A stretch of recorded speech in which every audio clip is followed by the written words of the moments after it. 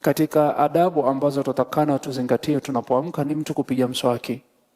Na kupiga mswaki ni jambo ambalo limefungamana na fitra, vile Allah alivyotuumba. Kuna mambo ya msingi lazima mwanadamu awe ni mwenye kuyafanya na hamna budi.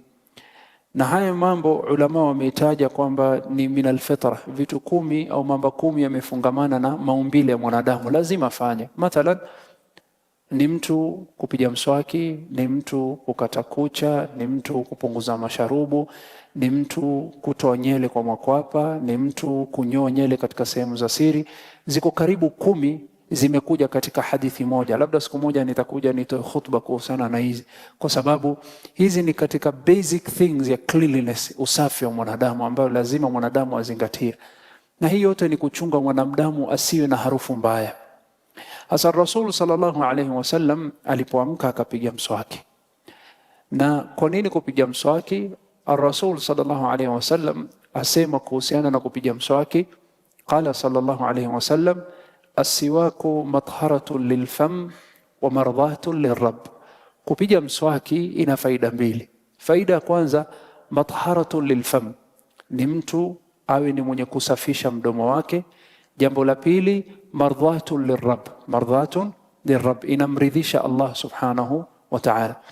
Kwa hivyo wewe unapoamka, unapopiga mswaki, si eti kwa sababu aibu au kwa sababu watu wasisikie harufu mbaya. Hii ni moja katika malengo, lakini malengo makubwa zaidi ya hapo ni kwamba Allah yuaridhia unaposafisha mdomo wako. Na kuna baadhi ya sehemu ambazo tutakana tuwe ni wenye kupiga mswaki. Sehemu ya kwanza ni hii sunna ya mmoja wetu atakana afuata anapoamka, awe ni mwenye kupiga mswaki anapoamka, awe ni mwenye kupiga mswaki inda istayqadhi min an-nawm.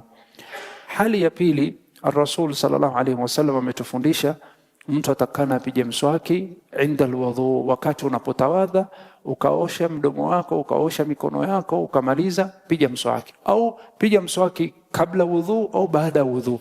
Sasa sehemu ya pili, kando na kuamka, Rasul sallallahu alaihi wasallam ametufundisha imefungamana na wudhu. Kwa hivyo wakati wa wudhu, toa mswaki wako, piga.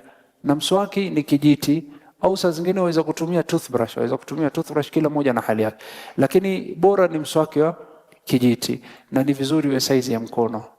Size ya mkono kama ilivyo hiyo size ya mkono wako. Hivi ndo inavyotakikana. Ndio maana ukikatiwa mswaki usitafute kidogo mpaka hapa hivi. Siri ya kuwa size ya mkono tutajua kwa nini. Kwa nini mswaki lazima iwe refu size ya mkono.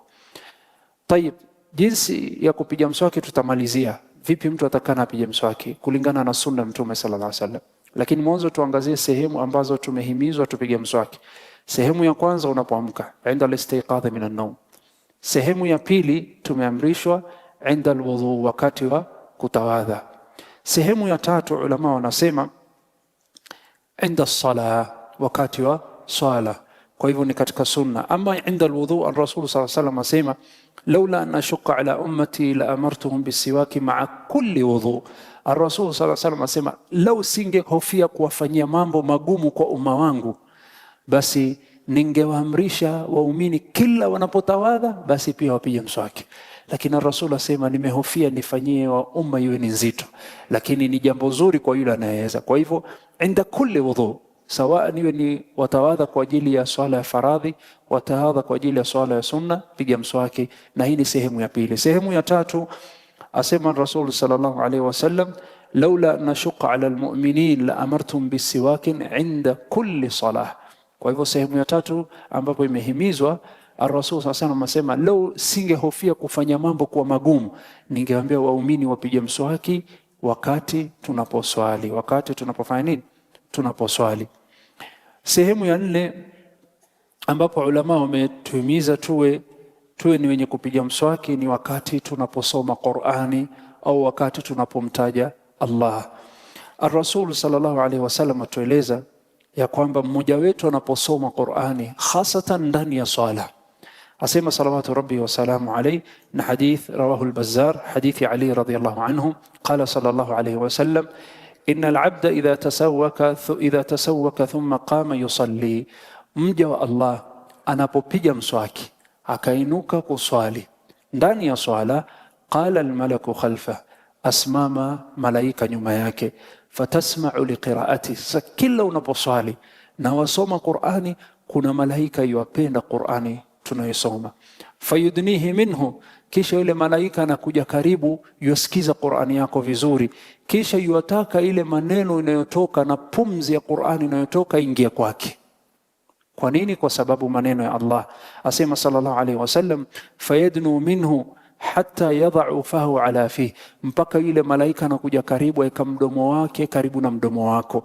Fama yakhruju min fihi min shay'in min alquran illa sara fi jawfi almalik, hautakuwa ni mwenye kuinuka ukasoma Qur'ani ndani ya swala ila yule malaika amekuja karibu, amefungua mdomo wake, ataka Qur'ani itoke kutoka mdomo wako ingie katika mdomo wake.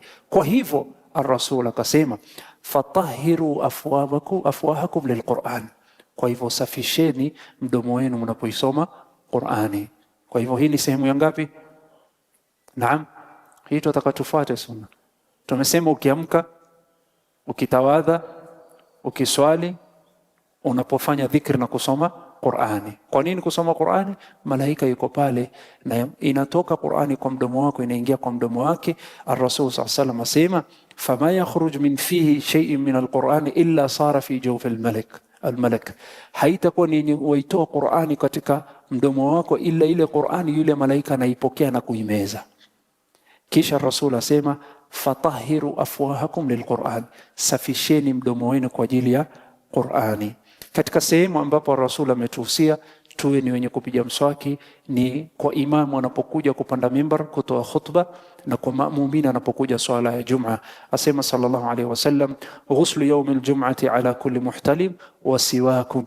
Ar-Rasul sallallahu alayhi wasallam amesema ni lazima kila mmoja aoge kwa ajili ya Ijumaa na apige mswaki kwa ajili ya Ijumaa. Sehemu ngapi hizo? 5.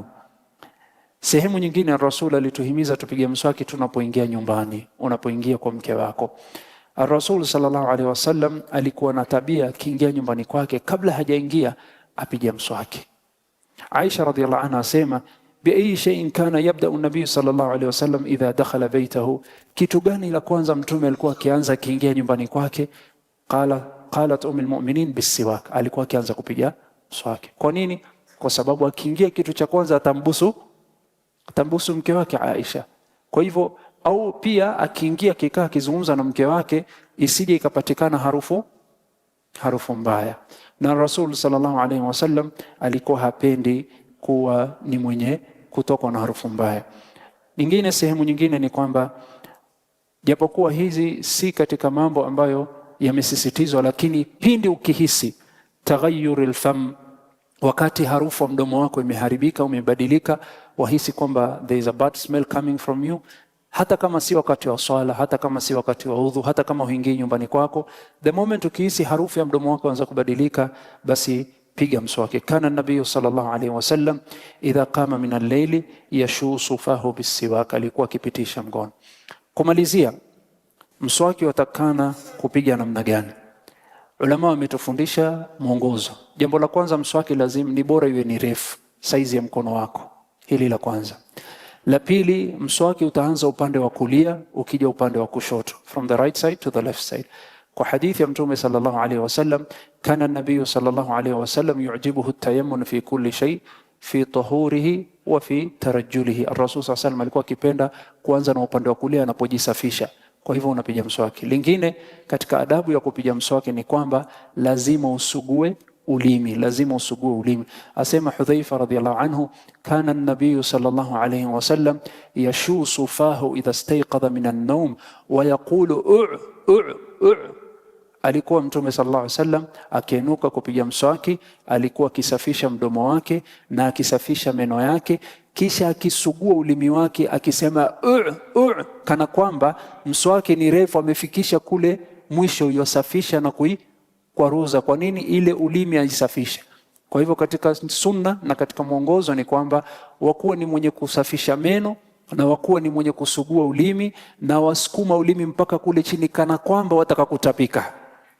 Lakini ukiamka hautatapika kwa sababu haujakula kitu, sio? Umekula usiku. Lakini kama umetoka hapa hivi saizi ya dhuhuri ukasema nifuate hiyo sunna, utaleta hasara msikitini.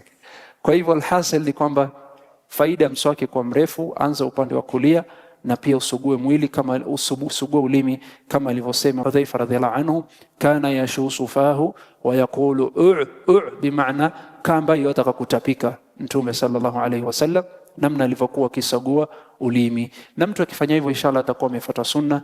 Na hapa inshallah tumemaliza kuangazia nukta inayofungamana na adabu ya kuamka na adabu ya kupiga mswaki. Wa akhiru da'wana alhamdulillah.